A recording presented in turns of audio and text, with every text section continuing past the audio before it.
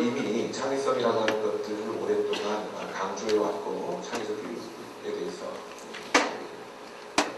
창의적인 사람을 키우기에 노력했었던 외국 사례를 놓고 보았을 때 말이죠. 그런 사람들이 가장 밀집해 있다라고 또 이렇게 되어줄 수 있는 예를 들자면 월스트리트 같은 경우에서 우리가 목도했었던 현실은 그 사람들이 머리는 똑똑하고 굉장히 창의적이고 창의적인 아이디어들이 개인의 어떤 경제적인 이유, 편익을 위해서 사용되어졌다고 했을 때 전세가 경제가 휘청거리는 것들을 우리가 목도할 수 있었다는 거죠. 그런 일들이 최근 들어서 너무나 많이 발생하고 있는 겁니다. 우리나라에서 굳이 얘기를 듣지 않다 할지라도 서울대학교에서 국제교포 줄기세포 열풍과 관련된 그런 것들도 사실은 데이터 앞에서 정직할 수 있었다고 한다면 우리나라가 줄기세포 열풍은 지금쯤 굉장히 많은 발전을 가져왔을 것이라고 생각이 되는데요. 어떤 의미에서 과학에서의 가장 중요한 덕성이라고 하는 자료, 얻어진 경험적 데이터 앞에서의 솔직함이라는 걸 갖지 못했기 때문에 사실은 지금 상당히 우리가 제자리 걸음 내지는 퇴보를 하고 있다고 볼 수 있는 거죠. 그런 뿐만이 아닙니다. 멕시코반에서 기름이 유출돼가지고 지금 문제가 됐었던 사례 같은 경우도 그 당시에 문제를 빨리 처리했으면 그렇게까지 큰 환경적 차이가 없었을 텐데 늦장을 부리는 바람에 지금 굉장히 큰 문제가 되고 있죠.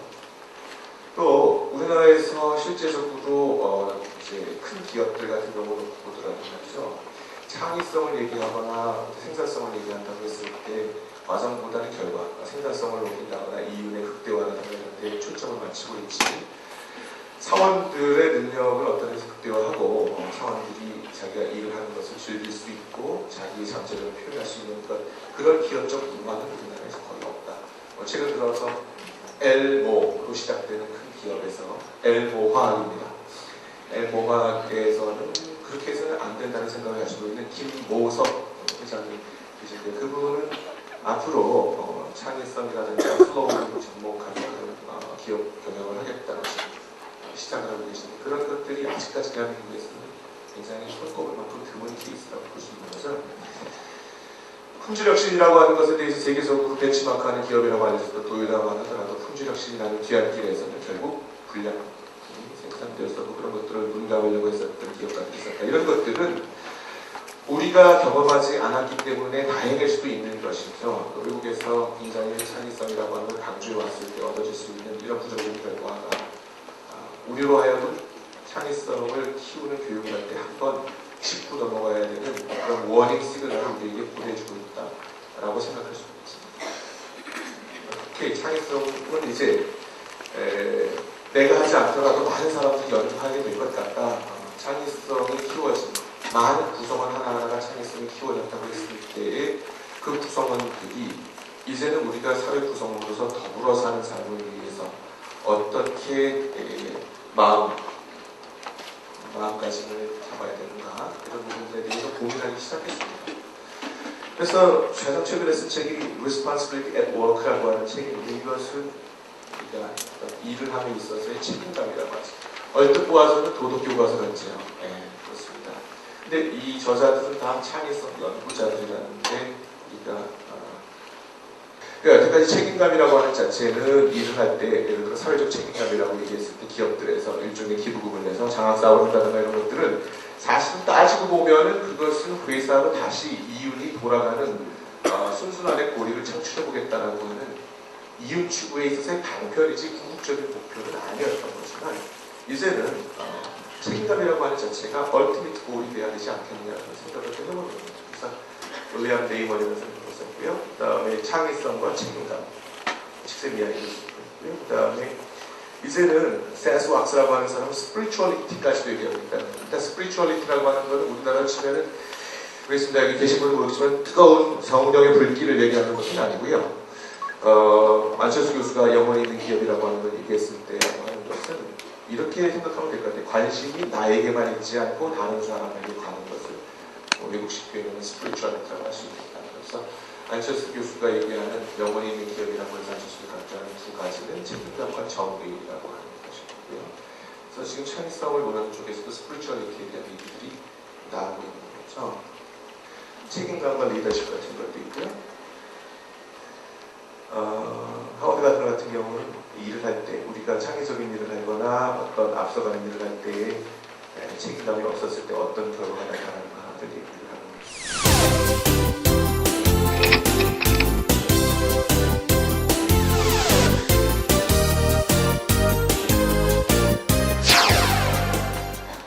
가장 최근에 칙스미아이가 낸 책 중에 굿워크라고 하는 책이 있는데요. 굿워크라고 하는 거는 우리 문영인 교수님께서 많이 하신 건데 이 굿워크라고 하는 것의 정의는 이런 거죠. 그러니까 창의적인 우리가 창의성을 가르쳐서 창의성 교육을 해서 학생들이 굉장히 창의적 또 인성적으로 훌륭한 사람이 되었을 때 기대되어질 수 있는 반은 그런 학생들은 자기가 하고 있는 일에 대해서 굉장히 꼼꼼하고 철저함을 갖고 있을 거다. 그러한 전문적 지식, 엑스퍼타이즈라든가 스킬을 가지고 있을 거라고 생각하고요. 그 다음에 사회적으로도 가치가 있고 유용한 것들을 하고 있을 것이라고 우리가 기대할 수 있고 마지막으로 본인 스스로 내면적인 만족을 느끼면서 하고 있을 거다라는 세 가지 것들. 즉 우리가 추구하고자 하는 창의성 교육의 궁극적인 목표는 이런 교육을 받고 커나간 사회 구성원들이 적어도 자기를 할 때는 이런 식의 일들을 하게 되는 것을 우리가 희망하는 거다라고 얘기할 수 있겠습니다. 이 인성교육을 우리가 안 해왔던 것도 아니고 창의성 교육을 안 해왔던 것도 아니고요. 우리가 교육과정이 개편될 때마다 창의성이라고 하는 것은 굉장히 많이 얘기가 되었던 부분인데 저희가 이번에 이제 한국에서 시도하고 있는 교육의 핵심은 이 두 가지의 유기적 관계가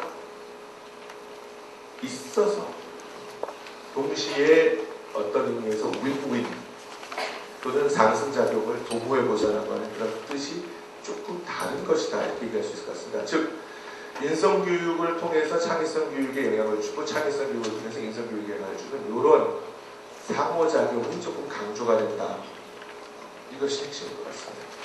예를 들자면 창의성을 함양하기 위해서 우리가 많은 교육을 하지만 아까 목도했던 것처럼 이제 21세기 창의성이라고 하는 건 개인적인 의미에서의 능력의 발현도 있었지만 집단 창의성이라는 건 상당히 의미가 있을 수 있는 거죠. 지금 선생님께서 지금 향유하고 계시는 아이폰이라든가 모든 디자인의 세계 최첨단 디자인, 영업적으로 성공을 가지고 있는 디자인은 혼자의 프로덕트가 아니라 팀 프로덕트입니다. 우리나라의 인호 디자인을 하시는 김영세 선생님 같은 경우는 4명이나 3명이 같이 일하고 있으니까 이제 앞으로 창의성이라고 하는 것은 그룹이라든가 집단으로 물론 개인 창의성도 중요하지만 집단이나 개인으로 간다고 했을 때 그분들께서 그렇게 일을 하는 사람들이 얼마나 그런 일들을 할 때의 협동과 경쟁을 조화를 이루느냐는 게 굉장히 중요한데 그런 부분들은 인성에서 배려라든가 또는 같이 경쟁을 한다는데 공정한 경쟁 또 협동을 한다고 했을 때 타인에 대한 배려 이런 부분들을 강조함으로 인해서 창의성이라고 하는 것들과 도움될 수 있다고 하는 것이죠. 반대로 창의성 교육이 인성 교육에도 도움을 줄 수 있을 거다. 왜냐? 선생님들 어떠실지 모르겠지만 저는 옛날보다 머리가 많이 복잡해진 것 같아요. 제가 주위에서 학생들을 교육을 하거나 이끌어 나간다고 할지라도 굉장히 옛날보다 복잡해서 어떨 때는 제가 이 문제를 이렇게 처리해야 될까 저렇게 처리해야 될까라고 하는 그 슬림 라인 판단을 내려야 하는 라인들이 점점 복잡해져서 제 스스로 마음속에 어떤 게 옳다 그러다고 얘기하기 참 어려운 상황이 옛날보다 너무 많이 발생하는 것 같은 거죠. 그럴 때 제 개인적으로 푸는 방법은 제가 제일 좋아하는 방법은 PMI라고 하는 방법을 제가 활용한 건데요. 자, A라고 하는 걸 내가 선택했을 때는 어떤 좋은 점이 있고 B라는 걸 내가 선택했을 때는 어떤 게 좋은 점이 있는가라고 하는 걸 플러스 마이너스를 적어서 제가 총체적으로 비교하는 아주 쉽게 예전에 그런 건데 그런 걸 통해서 제가 갖고 있는 도덕적인 문제를 많이 풀고 있고요. 실제로 순둥환대학교에서 7년 동안 학생들한테 PMI라고 하는 기법을 적용했더니 학생들이 자기 문제를 푸는데 굉장히 큰 도움이 됐다고 합니다. 그래서 도덕적인 딜레마라든가 그런 부분들도 창의성에 나오는 문제 해결력 기법들, CPS라든가 뭐 이런 것들을 활용하게 되면 또는 PMI 방법을 활용하게 되면 도덕적인 딜레마도 잘 풀어갈 수가 있다. 따라서 이쪽에서 이쪽으로 가는 화살표도 가능하다는 겁니다. 창의성의 정의 자체가 옛날에 비해서 우리가 창의인성 교육을 얘기할 때는 정의를 조금 바꿔야 된다는 겁니다. 무슨 얘기냐면 많은 사람들이 생각하고 있는 것처럼 창의성은 빌 게이츠나 아인슈타인이 되는 것처럼 그렇게 하는 것이 아니라 두 번째는 본인이 갖고 있는 생각이 남과 좀 다르더라도 또는 생각이 좀 엉뚱해서 친구들은 잘 받아들이지 않더라도 그런 것들이 인정받을 수 있고 다양하게 의사표현할 수 있는 그런 사회적 분위기와 그런 사회적 교육과 그런 경력을 하는 쪽으로 우리가 치중이 되어야 된다는 굉장히 중요한 점에서의 시사를 얻을 수도 있고 창의성 교육할 때 그런 태도를 가져야 된다는 것을 말씀드립니다.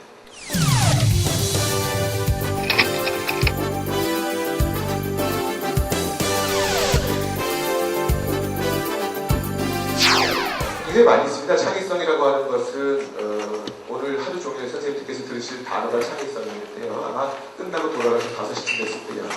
하루 종일 내가 창의성 교육에 관해서 듣고 난 다음에 내 스스로 어떻게 정의를 내실 수 있을까라고 생각하실 때 참 어렵구나.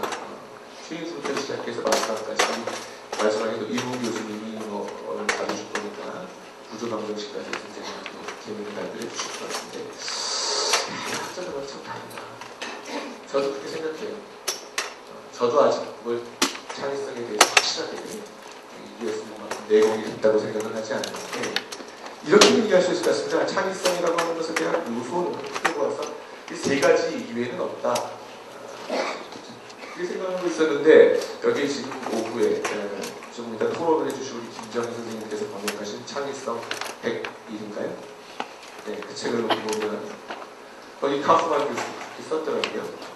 창의성은 굉장히 많은 사람들이 얘기했지만 크게 머리와 관련된 것, 문제 해결력, 우리가 학살적 사고, 수렴적 사고, 문제 해결력 이런 거 얘기하는 머리와 관련된 거 하나 하고 성격, 옛날부터 얘기했던 창의력이 사람, 이상한 사람, 마음에 안 들면 귀도 자르는 그런 성격이 있어야 된다. 그런 사례하고 최근 들어서 관심 갖게 된 우리나라에서 몰입, 본인이 좋아하지 않으면 멍석을 깔아줘도 필요 없다. 이 세 가지 것들이 어쨌든 간에 상호작용하는 거다라고 하는 것에 대해서 큰 이론의 여지가 없는 것 같습니다. 네, 그래서 저희도 창의성 교육에서 이 세 가지 있다라고 얘기를 했는데 전에는 인성교육에서 이런 부분만 다루는데 지금 인성 판단력이 들어갔다는 게 좀 저희가 다르다고 볼 수 있는 거거든요. 이게 아까 얘기했었던 거죠. 도덕적 딜레마가 굉장히 많이 생기는 21세기에서 어떤 식으로 해야 되는가라고 하는 부분들이 추가가 됐다. 우리가 통상적으로 얘기하는 그냥 정직하게 살아라, 남을 배려해야 되는 얘기가 아니라 창의성이라고 하는 게 많이 커진 상태에서 같이 살려다 보면 그 경우에 배려는 어떻게 해야 되고 그 경우에 책임은 어떤 거다라고 하는 새로운 개념으로서의 덕목이 형성되지 아니하면 이건 공자님 말씀처럼 학생들에게 이렇게 많이 들어가지 못하는 그런 얘기가 될 수도 있겠구나 그런 생각을 저희가 좀 했다는 거죠. 이번 창의성 교육에서 가장 크게 달라진 부분들은 문학의 흉터 요소라고 할 수 있는데 이것들 중에서 지금 김영순 교수라고 지금 인하대학교에 있는 교수가 책임져서 하고 있는 것들이 창의성 체험활동과 관련된 부분인데요. 지금 책체활동이라는 게 여태까지 선생님들께서 굉장히 골치 아픈 시간이셨다는 것들 많이 말씀하셨더라고요. 그러니까 주어진 시간이 이제 이번에 교육과정 개편을 통해서 늘어났는데 어떻게 메꿔야 되느냐, 전에처럼 가짜 교육해야 되느냐, 막 이런 문제들이 생기는 거죠. 그래서 교과부에서는 이제 데이터베이스라든가 리소스를 구축해서 필요한 경우에 온라인으로 구축해서 가보면 우리 지역사회에서 학생들을 데리고 내가 예를 들어 데려갔다고 했을 때 어디에 갈 수 있는가 하는 그런 데이터베이스 같은 것들을 구축해서 그 몫이 다 선생님의 어깨에만 가지 않게 해보자. 그런 부분에 상당히 많은 지금 투자를 하고 있고요. 데이터베이스도 구축하고 있습니다. 얼마 전에 일라대학교에서 열렸던 그 심포지움에 제가 가서 보니까 굉장히 많이 잘 되어 있더라고요.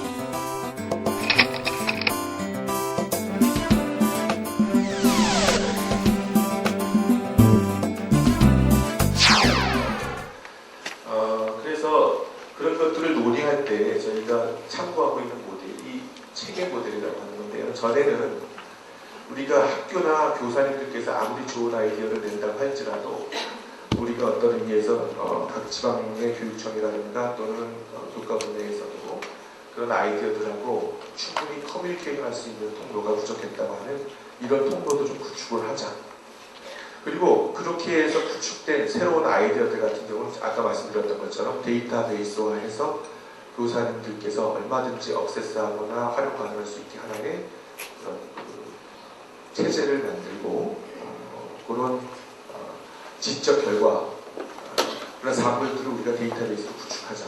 그리고 그렇게 데이터베이스가 구축된 것을 통해서 선생님들은 다시 아이디어를 받고 서로 주고받는 그런 순수함의 과정을 가자라고 하는 이런 창의성에 있어서의 시스템스 모델이라고 하는 것이 문화 및 그 사회를 아까 얘기했었던 세 번째 요소에서 저희가 모델을 만들 때 구축했었던 모델인데요. 재미있는 거는 이 시스템스 모델이라는 것은 오늘 자료집 보니까 아마 조금 이따가 설명해 주실 분이 또 계실 것 같아서 제가 생각을 하지만 지식경영학회라든가 온라인상이라든가 이런 데서 더 많이 활용을 하고 있는 것 같습니다. 우리가 사실 교육 쪽에서 활용을 많이 해야 되는데 경영 쪽에서도 많이 활용을 하고 있더라고요. 지금 들어서는.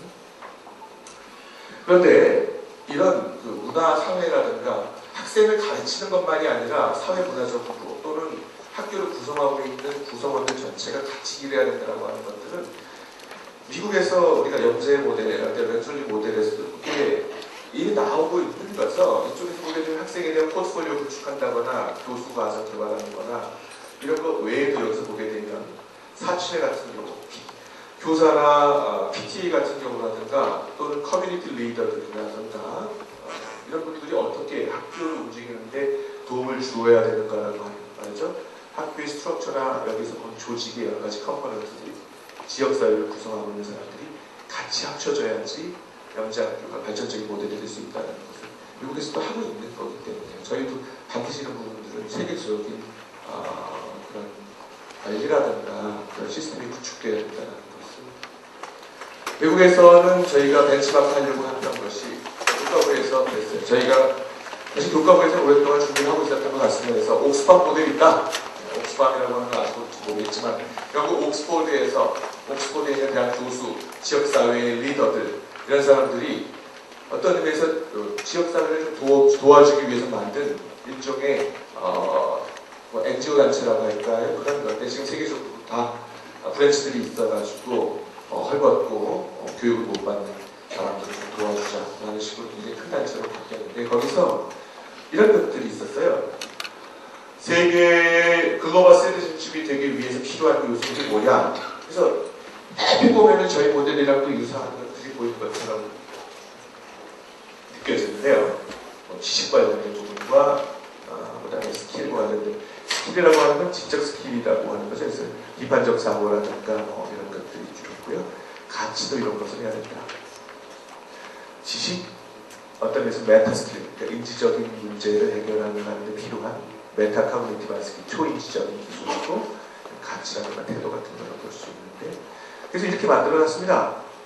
횡축과 중축에서는 이쪽에서는 연령별로 쭉 나누고 가로 쪽에서는 여기서 예를 들어 지식 관련된 것도 이런 것이 중요하다고 되어 있는데 여기까지예요. 여기까지입니다. 그래서 이런 매트릭스들은 사실은 어느 정도 교육이나 교과 과정을 아시는 분들 같은 경우는 충분히 짤 수 있는 매트릭스인데 이 이상은 없었다는 거죠. 일단 연령별로 나눈다고 할 때도 그냥 나누는 게 아니라 반다심리학에서 얘기했었던 것처럼 인지 발달이거나 성향 발달을 충분히 고려해서 몇 단계로 나눠지는 것이 가장 이상적일 거냐라고 하는 것에 대한 회의를 거듭해서 이렇게 저희가 4단계로 초등학교, 저학년, 고학년, 중학교, 고등학교로 나누기로 했는데 그런 걸 하기 위해서 저희가 살펴보았었던 발달 기록 이런 것들이 있었고요. 뭐 내용을 어떻게 짜느냐에 관련될 수도 있었지만 그거는 제가 생략을 하도록 하고요. 그래서 저희는 그런 식으로 짰습니다. 그래서 지금 초등학교 여기서 저학년부터 고등학교 때 갈 때까지 이 횡축은 지금 발달 연령을 의미하는 거고요. 여기에서 지금 요소 하나는 저희가 사고의 확장이라고 하는 건 인지와 관련된 머리와 관련된 큰 범주에 들어가는 하나의 하위 요인인데 이 하위 요인 중에서 저희가 또 더 세부적으로 나면 확산적 사고, 장성형 시각관념, 유추의적 사고 이렇게 세 범주로 나눴다는 겁니다. 여기에 동의하지 않으실 창의적 전문가들도 많이 계실 거라고 생각을 합니다만 이렇게는 얘기할 수 있을 것 같은 거예요. 모든 것을 다 다루려고 하는 것은 아무것도 못 다루는 거랑 똑같다고 저는 생각을 한 겁니다. 그래서 인지요소가 30까지 40까지 되는 걸 다 할 수가 없을 거고 가장 중요한 것을 어떤 거냐? 그러면 지금 길포드부터 시작해서 확산적 사고라는 것이 창의성에서 중요하다는 이론의 여지가 없죠. 상상부터 마찬가지죠. 상상력. 우리가 비고스키 이론을 든다고 하더라도 이건 굉장히 중요하죠. 유추의적 사고. 삼성그룹의 베스트셀러인 생각의 탄생을 보면 우리가 제일 중요하다고 되어 있죠. 네. 어쨌든 간에 그래서 이런 부분들이라고 하는 건 저희가 굉장히 중요한 가치예요. 그래서 이거를 각각 저학년부터 고등학교까지 어떤 식으로 가르쳐야 되는가라는 것들을 이렇게 저희가 매트릭스를 굉장히 디테일하게 짰고 있고요. 지금 이제 교과서를 개발하신다거나 다른 분들께서 예를 들어 과학교과서라든가 수학교과서를 개발하시는 분들 중에서 새롭게 개발하실 때는 이러한 매트릭스를 참고해서 하실 수 있겠다는 제안을 저희가 하고 있습니다. 그래서 이것뿐만이 아니고 개방성이라고 하는 것은 아까 지금 말씀드렸던 이거는 머리와 관련된 거죠. 머리와 관련된 것도 이렇게 만들었고요. 가슴, 마음과 관련된 것도 저희가 개방성이 굉장히 중요하다고 생각을 해서 그런 것들과 관련된 수도 이렇게 만들었고요. 마지막으로 이제 인성과 관련된 요소 같은 데서는 이거는 그 서울대학교 도덕심리연구소에서 배려라고 하는 게 굉장히 중요한데 이 배려라고 하는 것이 창의인성 교육에 녹아들기 위해서는 우리가 초등학교부터 고등학교까지 이런 식으로 들어가면 참 좋겠구나. 서로 신뢰하고 타인을 존중하기라는 게 되게 중요하다. 이렇게 해서 만들어 보셨습니다.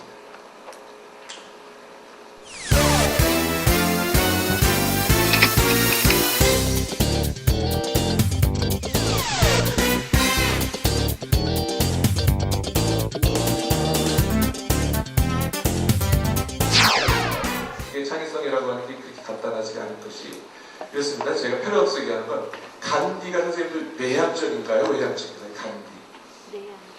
간디는 간디의 한마디에 인도의 수백만의 관중이 부었다고 많은 사람들이 외향적이라고 합니다. 정치 지도자 중에 제일 잘하는 사람. 근데 간디 자서전을 읽어보면요. 간디는 소심증 환자예요. 네, 간디는 다른 사람 앞에 서서 얘기할 때 다리가 떨려가지고 얘기도 못하고요. 실제로 간디가 법정에 처음에 섰습니다. 법정에 처음에 서가지고서 자기가 변호를 해야 되는데 저쪽 검사 측은 인도에서 제일 잘 나가는 검사들이 서 있었고 자기는 지금 영국에서 교육받고 들어온 지 얼마 안 되고 붙으려고 하는데 이미 검사의 이빨에 녹아가지고 그 자리에서 자기가 한마디도 못하고 수임료를 자기가 변호를 맡았던 사람한테 주고 법정에서 도망 나가는 에피소드가 나옵니다. 그래서 그리고 난 다음에 엄청난 연습을 많이 한 거예요. 그러니까 간디는 내향성과 외향성의 굉장히 극한 결합인 거죠. 그래서 저희가 인터뷰했던 분들 같은 경우는 굉장히 자기 주장이 커가지고 나만 잘 안 듣는데 한 번 또 얘기를 들어서 옳다고 하면 인정하는 배포도 갖고 있었다는 거예요. 그런 것들. 저희가 이런 것들을 해봤어요. 그러니까 창의적 사람에 대한 한국 모델을 찾는 건 되게 중요한 것 같아요. 근데 저희가 해보니까 오히려 우리에게 알려져 있는 굉장히 유명한 사람들보다 내 주변에 있는 사람들 중에 그런 사람이 꽤 있더라고요. 무슨 얘기냐면 학생들한테 주변에 창의적인 사람을 찾아와가지고 우리가 설명했었던 창의성 모델이 많은 사람 찾아보라고 했는데 그 사람을 멀리서 찾지 말라고 했더니 주변에서 있는 거예요. 그리고 그것이 자기 옆에 앉아있었던 학급 동료인 경우도 있었어요. 모르고 있었는데 그 친구는 예고를 나왔는데 혼자 다시 공부해서 경영학과로 들어왔는데 그런 과정에서 그래서 제가 생각할 때는 우리가 얘기하는 것처럼 이런 거예요. 학부모님들 다 모이셨는데 자 여기 왜 모셨나요? 그럼 우리 애들 뭐 창의인성 교육을 통해서 창의성인 사람으로 키우기 위해서 그럼 진짜 우리 어머님들의 자녀가 창의적인 사람 되기 원하세요? 그래서 선생님 말도 안 듣고 교통신도 안 지키고 속서 이루다가 언젠가 스티브 잡스 되는 사람 되기 원하세요? 그건 아니고 그냥 적당히 어느 정도 빌 게이츠 정도만 적당히 됐으면 좋겠어요. 적당한 창의성이라는 들어본 적도 없고 빌 게이츠가 적당히 창의성이라는 얘기도 아니에요. 그러니까 우리가 생각하고 있는 것은 창의적인 미스라든가 현실에 존재하지 않는 어떤 이상적인 모델을 만드는 게 아니라 우리 주변에서 그런 사람 그것이 제가 말씀드린 것처럼 선생님 같은 분이 굉장히 창의적인 분이라서 이런 분들도 주변에서 발견하자는 거예요. 그런 모델들을 커뮤니티 레벨에서도 만들 수 있고 그게 중요하다고 생각하고요. 창의성, 영재성 교육 중에서 제일 중요한 부분 중에 하나는 그런 것도 있거든요. 우리나라에서 활성 안 되어 있지만서도 영재 같은 경우 상담 굉장히 중요해요. 네, 영재 아시겠지만 영재 같은 경우는 인지발달 같은 게 다른 데서 좀 빨라서 상처도 좀 많이 받고요. 네, 실제로. 그렇기 때문에 영재 상담 같은 거 되게 중요한데 우리나라에서는 지금 한 분만 그런 쪽에 전공하고 계신 분이 계신데 그런 쪽도 많이 필요하기도 하고 여기서 나온 모든 부분들이라고 하는 것들이 다 갖춰야 된다는 얘기를 한다는 건 제가 표현할 때 두 가지예요. 이 창의인성 교육 요소에 나오는 걸 다 갖춘 사람은 둘이다 하면은 신이거나 또 하나는 다중인격 장애잖아. 친구한테 가장 잘 맞고 제일 잘하는 것들에 대해서 중점적으로 들어가야 된다. 의미하는 거죠. 마찬가지로 과학에서도 과학을 가르치는 교사님들이 정직 성실을 아인슈타인의 상대성 원리에서 정직 성실을 얘기하는 이것도 아닌 거죠. 그건 교육이 아니죠. 과학에서 제일 중요한 것은 데이터 앞에 정직함. 있는 그대로의 사실을 가르치는 것이 참에서 교육이다. 시간이 좀 됐는데요. 하여튼 경청해 주셔서 감사합니다.